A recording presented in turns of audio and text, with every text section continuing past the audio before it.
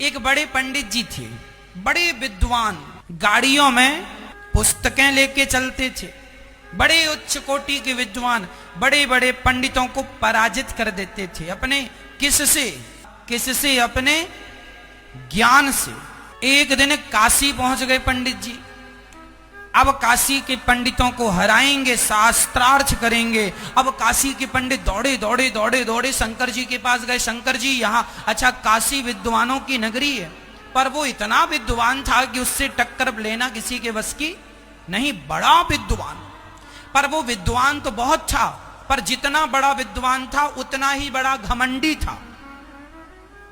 विद्या पाकर उसका घमंड करना, उसका अहंकार करना, यह तो विद्वान का परिचय नहीं है। विद्या ददाति विनयम, विद्वान वही है जो विद्या पाके नम्र हो जाए, झुक जाए, वही विद्वान है। ये पंडित जी बड़े अकड़ू थे, बड़े विद्वान थे, कोई बात करने को तैयार नहीं।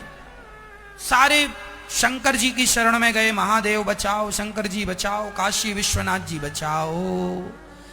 विश्वनाथ भगवान ने कहा एक काम करो, पंडित जी को कबीर जी के पास भेज दो। उस समय कबीरदास जी भी वहीं रहा करते थे। कबीरदास जी के पास भेजा गया। कबीरदास जी के सामने बैठे। अब कबीरदास जी बिल्कुल सरल। अब वो विद्वान पंडित, उन्होंने कहा आप हमसे पूछेंगे या हम आपसे पूछें? कबीरदास जी बोले देखो साहब, हमें तो कुछ पूछना नहीं है, आपको कुछ पूछना है तो पूछो।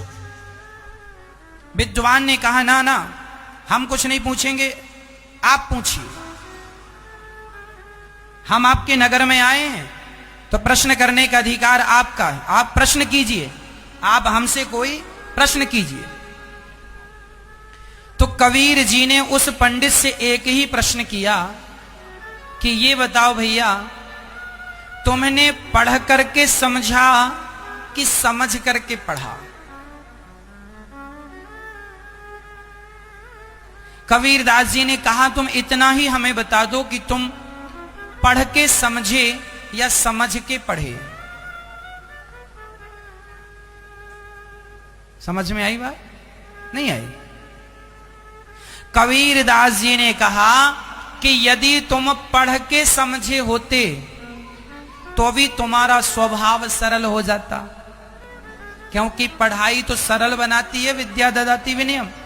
पढ़ करके समझे होते तो भी तुम सरल हो जाते, और समझ के पढ़े होते तो भी सरल हो जाते, पर तुम पढ़ तो गए पर समझे नहीं। अब बताओ कि तुम पढ़ के समझे कि समझ के पढ़े? वो आदमी पानी पानी हो गया, कबीर जी के चरणों में गिर पड़ा। महाराज आपने मेरी आंखें खोल दी, ना मैं समझ के पढ़ सका ना पढ़ के समझ सका, आप ही मुझे समझाओ अब मेरी मुक्ति का उपाय क्या? कबीर जी कहते हैं कि तुम अपने आप को विद्वान साबित कर भी दोगे तो क्या अपने आप को विद्वान साबित करने के बाद भगवान को पालोगे?